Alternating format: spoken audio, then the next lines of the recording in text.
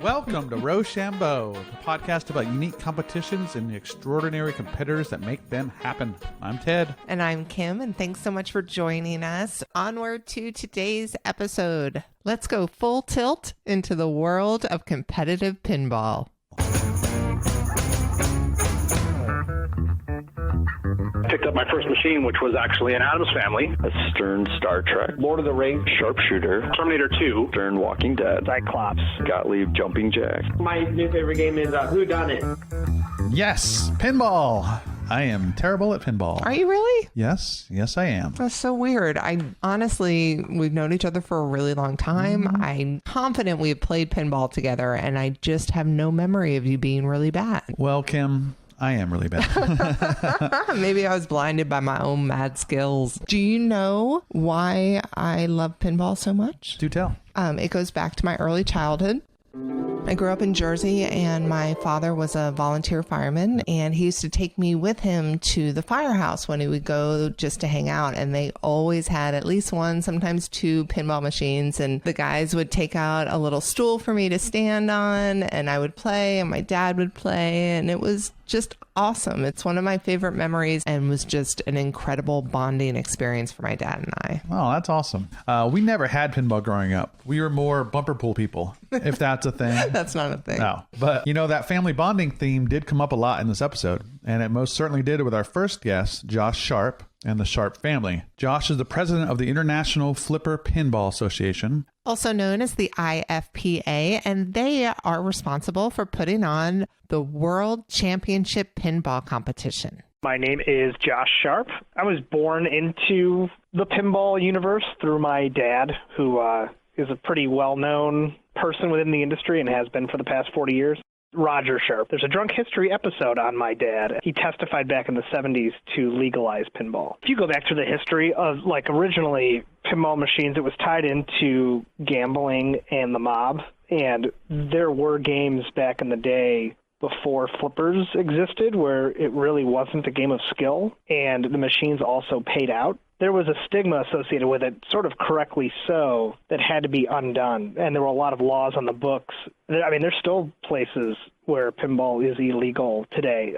I can't remember not having pinball in my life. I was born in New York, and we lived in a studio apartment, and he had, I think, 7 machines in our studio apartment. So it was around. It was a daily occurrence of, my younger brother and I playing with my dad every day he got home from work. And yeah, I don't know. It's like brushing your teeth. You do it every day. It's just been something it's been a part of life. That must have been so cool to grow up around that much pinball. But my goodness, a studio apartment with 7 machines? Uh-huh. That's crazy. I live in a house and I've never thought I had enough room for a machine. But if I did, my favorite machine is Theater of Magic. And I would love to own it. Have you ever played that one? No, but ooh, Theater of Magic. Don't you make fun. That machine is incredible. Welcome to the Theater of Magic. What do you like about it so much? So it has one of the best multi-ball modes, and when you're playing a pinball machine and it's getting you ready for multi-ball, so you're doing good things, so the machine is collecting balls, and then at some awesome moment it releases them all. Right. The way that it collects the balls is in this magic cube that kind of spins around, and you can only get the ball in there if it's facing the right way. Right. And then when it's multi-ball time, instead of the ball going in, it jumps up and leaps onto a magnet. It's just... That's cool. It's just awesome. Do you have a favorite machine? Not so much. Remember Bumper Pool? That's right. Yeah, but I bet Josh Sharp does. My favorite game is a very obscure game called Cyclops that my dad actually designed back in the 80s. Yeah, I don't know. It just scratches an itch of sort of old school pinball design with new school rules that were ahead of its time that sort of make it really special to me. And I'm sure, him being my dad probably helps with the bias a little bit. I can't lie there. I hate to break in here, but we need to pause for a second because that is damn awesome and a bit sweet that his favorite game is one that his dad created, isn't it? It's incredibly sweet, but Ted, I gotta warn you, there is one more part to this very, very sweet machine memory of Josh's, so stand by. But my mom is half naked on the back glass, which is still disturbing to this day. No. Is her face recognizable to you? Oh, yes. Oh. And to my kids now. They know that's Grandma, because it looks like Grandma. And it's like, all right, we're going to go over here now and walk away from this game. That is awesome. And a bit disturbing, I can imagine. So disturbing, so disturbing. Let's move on. All right, so moving on. The International Flipper Pinball Association existed long before Josh was ever involved in it. It actually goes back to the 90s. The IFPA was an organization that was created by the industry in the early 90s when competitive pinball's first boom happened. And as pinball declined, the association actually fell dormant in like 96. And in 2006, I had created the first world rankings for players in conjunction with the International Flipper Pinball Association. And what we do is we use the world ranking system to make the qualifiers, and the best 64 players in the world advance to the championship. We can geek out on this a little bit, but it's called There's a lot going on here. It's quite intricate and very interesting, but in the interest of time and good podcasting, let's get to the good stuff. What are the prizes? So it's somewhere between like 15 and 20 grand in cash for, I think, the top 16 people get paid. And then the winner also gets a brand new pinball machine from Stern, which is roughly 5 grand. That is a heavy duty prize package. It's not bad. Not bad for 2.5 days work. This is some serious competition for people. Is there camaraderie that happens, or are people really just like, I don't want to talk to you, dude. I got to get in my own headspace? Nah, I mean, you know, when you have a group of people, there's people that sort of fit into every mold, but I've been playing competitively since 93, and, you know, some of my oldest friends in the world are people that I've been competing against for that long. So it's definitely, I would consider it very friendly, especially among, you know, those that have been playing for a while. I mean, a lot of our growth has been from new players that are finding the sport. So it's interesting to get that mix of meeting new people at such a quick rate versus having the people that, you know, have been sort of in the trenches with you for the last 25 years. So last year we had a first-time winner, this kid Raymond from Seattle. Raymond is the first American to win it since 2011. Thanks, Josh, for all that awesome info and for a great segue. Let's meet Raymond Davidson, your champion, America. My name is Raymond Davidson. I competed in the World Pinball Championships, and I ended up taking first place. The first time I ever played pinball was in my grandparents' basement. They have an older pinball machine from the 70s that my dad taught me how to play. He played a lot when he was growing up. He would always, you know, play his parents' machine a whole bunch and put up high scores, and he got me into it, and then pretty soon I started beating his high scores, and he was like, whoa. Oh my gosh, I love this kid. But how did he get from his grandparents' basement to the IFPA championships? I had always really liked pinball just from playing at like pizza parlors and places. And there was a big show. It was like a pinball expo in Seattle, and they had a tournament attached to the show. And I figured I'd enter it just to see, you know, what I would do. And I ended up doing pretty well. I think I actually cashed you know, something like $50 or $100 or something. And so every year after that, I would always compete in at least that tournament. And then as pinball kept growing, more and more tournaments just kept popping up. And eventually I started even traveling, you know, across the nation, and then as of last year, across the world. It's really humbling to be able to compete in the World Championships because there's no slouches. It's 64 of the best people. It's invitational, and it's fun because it really makes you, you know, step up your game, and you're like, you know, he did that, but I can do that too. Well, that's why I'm here. Like it lets you rise to the occasion and you know, really show your stuff. So it's kind of like a little separate family where, you know, you'll see somebody a few times a year, but every time you go to a big tournament, you know, everybody's there and you see them again and you say hi and, you know, you're all rooting each other on. Sometimes you have to go against them and you're like, oh, not you again. Like, oh, geez. Like, and it's super fun. And, you know, everyone's just there to have a good time.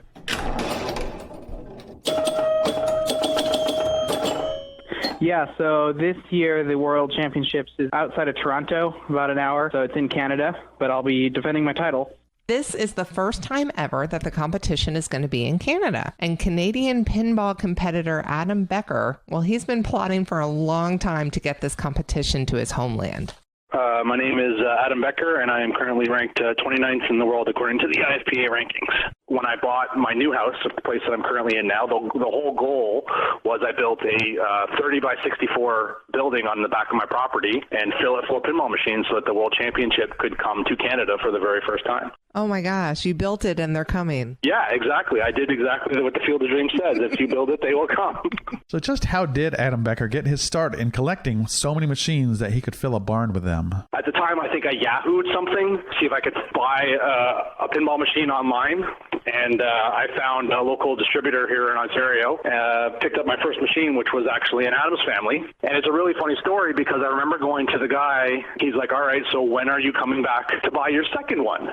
And I was like, oh, I don't need a second pinball machine, and so I'll be fine. And I think it was a month later, I went and bought my second machine, and now I'm sitting at 56 or 60 in my building right now. I've been in the hobby now for over a decade. So the first machine was the Addams Family, and then I bought another machine, Terminator 2, because my wife and I finally decided to buy a house, and I'm like, well, if we're buying a house, I can fit more machines.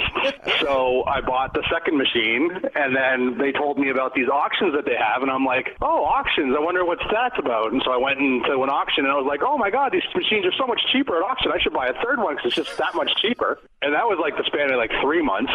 And then I found in my local area, there was a league called the Toronto Pinball League. And this sort of was where everything started snowballing for me, was because I went to my first meeting of the Toronto Pinball League, and I'm a generally fairly competitive person, and I played in the league, and I found out I didn't suck. So they were like, you should come out and play. And I'm like, yeah, I don't know. Like, I just randomly went to an arcade that they went to, but they're like, the next place that we were going to be playing was at a private member's location, which is like a private house. They're like, yeah, just show up to this guy's house. And I'm like, really? Just show up and knock on the door and be like, I'm here for the pinball. You know what I mean? But it was life-changing because the guy's house was just filled with them. So I went into his basement for the very first time, and I think he had 30 machines set up, and it flabbergasted me. And then I went to the league leadership at that time, and I'm like, well, what do I need to do to host you guys and have you guys come up and play my machines? And they're like, oh, well, you need 4 machines. And I'm like, oh, I could get 4 machines. And it's continued to snowball from there. That is some damn fine snowballing. I think the Canadians would know a thing or two about that. About snowballing? Because of all the snow? Yes, Kim. Because of all the snow. Okay, I see. Well, let's find out what criteria he needed to meet to be the host of the World Championships. So to be a host, you just have to be willing to put up with, 64 people in your house. In order to select a location, it's more like we're requesting it rather than, it's more like if we can find someone that's willing to do it, then we'll let them do it. It's an invitation-only tournament, and in order to make it a more international affair, what we do is we invite the top 2 players from every country. After we've given spots to the top 2 players in each country, we then go down the at-large rankings to give it to the rest of the people. So as an example, we have someone from Switzerland who's coming, I think, to their very first IFPA, but they're ranked 5,600 and something. Gotcha, but they're the only one from Switzerland who wanted to come. Exactly. So we try to make it a little more an international affair. Every year they move it around, or we move it around from Europe to North America. So it was where was it? It was in Denmark last year, and then the year before was Pittsburgh, and then the year before that was Sweden, I think. So it goes all over the world, which is amazing and something that no other tournament does. Man, they are serious about putting international in the International Flipper Pinball Association. Unlike those liars at Major League Baseball who call it a World Series when in fact it's only in the USA and Canada. You got a little bit of baggage there, Ted. I had no idea. I'm working through it. All right. Anyways, it is very nice that so many of the competitors get to actually travel the world doing their favorite thing, playing pinball. That's cool. It's just been a great outlet to travel and see the world, which was amazing. We've been out to London a few years back. It was in Sweden. I was able to go to Italy for a pinball tournament, Denmark, the Netherlands.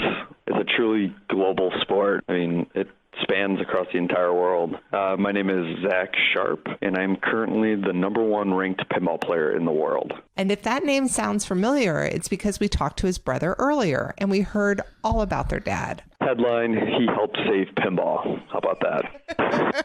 One interesting bit is that his dad was hesitant to let them play because he did not want them to taint his love for pinball, but they persisted. we didn't start competing in pinball tournaments until I was 12 and Josh was 14. And it was only because we had to beg our father to play in tournaments year after year. We saw other children playing in a tournament. It's like, oh, well, why don't we play? Because he did not want a sibling rivalry forming with something that he holds so dear to his heart, which is, pinball. He didn't want us, fighting or not getting along or even hating pinball because the competition aspect can burn some people out. But we loved it, and if anything, our friendship has grown as brothers throughout the years because of it. Zach lives in Chicago. He works for Stern Pinball. But when we talked to him, Zach was actually in Las Vegas for a pinball tournament in the style of pin golf. Turns out there are many different types of competition styles, but Zach's favorite is good old-fashioned match play.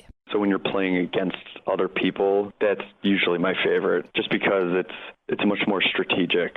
So if you're going second, you kind of have a target score, and based on what your opponent does, it alters your strategy. So, you might need to do something more risky if your opponent blows up the game. So I love that constant strategy of, changing on the fly what you're shooting for, what's risky, what's safer. There's a lot more to this than I ever imagined. Indeed. And family continues to be a recurring theme with pinball. The Sharps were born into it. Raymond played with his father in his grandparents' basement. I bonded with pinball with my dad. It's a family affair, and shockingly, that ties really well into our last segment. Let me guess. There's a father and a child? Yep. And they compete at pinball together? Yes! Man, I am good. Actually, I cheated. I already know about 14-year-old Escher Lefkoff, who recently won the PAPA World Championship. PAPA is another pinball circuit, and the results of PAPA are weighted heavily in the IFPA rankings. Escher, along with his father, Adam, will be competing at this year's IFPA Championship in Canada. I'm mostly Escher's dad now, ever since he won the World Championship. I won a national championship, but nobody cares. I even won the senior World Championship the year Escher won his papa. So I am Adam Lefkoff. I'm about the 60th ranked player in the world. And who are you? I am Escher Lefkoff. I think I'm ranked 40th on the IFPA website in the world. When I was 4 years old, my dad took me to Chicago for the Pinball Expo. I have brief memories of it, but I played in the toddlers division, and I took second. And I played with a lot of great players, and that really got me into it, and I loved it. It's one of the best moments of my life at the time, and I wanted to just do more, and that kind of snowballed into me going to as many tournaments as I can these days. That is fantastic. So there's a toddlers division in these competitions. There was back then. There weren't a whole lot of competitions back then, but they did have a toddlers division. Win a stuffed animal. Yes, to win a stuffed animal. My first big finish with the adults was when I was 9 in Northwest in Seattle. Took third, and that was a great moment for me as a competitive pinball player. If you look at Escher's profile on the IFPA website, there's still a picture of Escher, 9-year-old Escher holding his brick of $1,000 in $1 bills. That was, at the time, was very exciting for both of us. I'm sure, considering that the first prize you won was a stuffed animal, that's a big difference. The best thing, of course, is the trophy that Escher won for the World Championship is a giant steel Martian. It's a mold that they made from the Attack from Mars pinball machine, but it's full size. It weighs about 75 pounds, and it's the coolest trophy in the universe. We dragged that thing all the way home from Pittsburgh. Very impressive. From toddler division to Papa World Champ. I can't wait to find out how he does in Canada this year. And his father, Adam, too. I look forward to hearing if he's going to make his son proud. I certainly hope so. Well, I'm a little older than the boy. I remember when pinball was popular the first time around. And I especially remember when pinball machines were in hotels and in laundromats and bowling alleys. This is even before the video game craze in the late 70s, early 80s. And so I guess my first memory, I tell this story a lot. My father, and you guys are in Atlanta now, right? That's right. So I grew up in Atlanta, and my father is an attorney in Atlanta, and he had this rich client, and we went to dinner at his house way out in the fancy part of town, and he had 3 pinball machines in his house.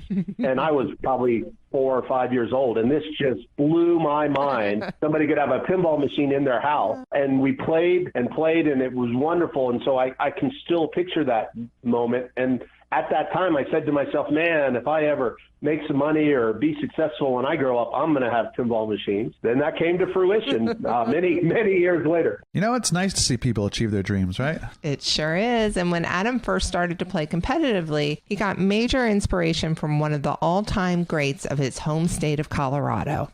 Here in Denver, there's a fellow named Donovan Stepp. He's also a high-ranked player, and he will also be at the IFPA. Donovan grew up in Denver, and his mom owned a skating rink and operated games, and so he's been playing games his whole life. And when I first found competitive pinball in Colorado, I met Donovan on the very first day and watched him play, and it was, imagine, I don't know, like playing the kazoo your whole life and thinking that's the only kind of music there is, and then hearing someone on a violin. And that's what it was like watching Donovan play. It was so mind-blowing. He would catch the ball. He would hold the ball and cradle up during multi-ball and play one ball at a time. And it was just the craziest thing in the world. And so really it was Donovan Stepp who got me and a lot of other players in Colorado really interested in it. To some, pinball is just a game, a casual hobby. To others, it's a passion. And all the modes and all the multi-balls and everything just ties together with the sound and the lights and the beautiful playfield art. It's just all these components put together is what makes pinball so special and so much better than anything digitally or anything virtual. It's real, it's solid state, it's right there, and it's so much better than anything online because of that tactile experience. Man, that's an amazing sell from Escher's dad.